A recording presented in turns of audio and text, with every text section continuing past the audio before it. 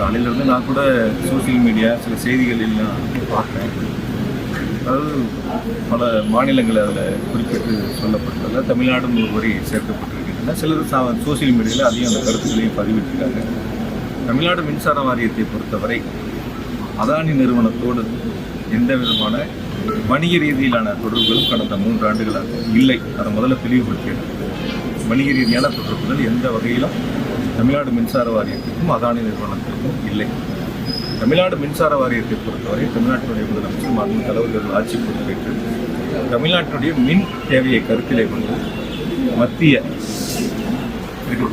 மின்சாரத்துறையோடு இருக்கக்கூடிய அந்த அமைப்புகளோடு 1500 மெகாவாட் மின்சாரம் கொள்முதல் செய்வதற்கான ஒப்பந்தங்கள் செய்யப்பட்டது.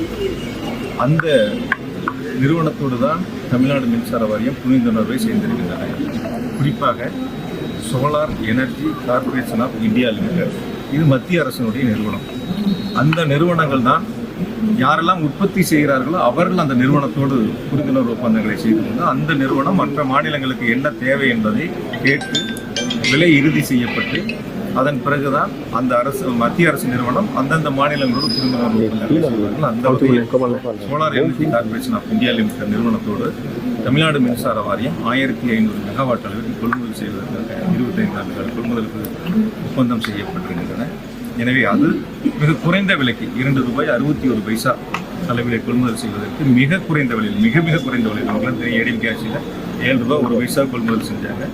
அதே மின்சாரம் சோலார் உற்பத்தி மின்சாரம் ₹2.61 கொள்முதல் செய்வதற்கு ஒப்பந்தம் செய்யப்பட்டு அதுவும் solar energy corporation of India limited மத்திய எரிசக்தி துறையினுடைய ஒரு அங்கம், அதனுடைய நிறுவனம், அதில் தான் ஒப்பந்தம் செய்யப்பட்டிருக்கிறது. ஆனால் தமிழ்நாட்டை பொறுத்தவரை அதானி நிறுவனத்திற்கும் தமிழ்நாடு மின்சார வாரியத்திற்கும் எந்த விதமான நேரடி தொடர்பும் இல்லை.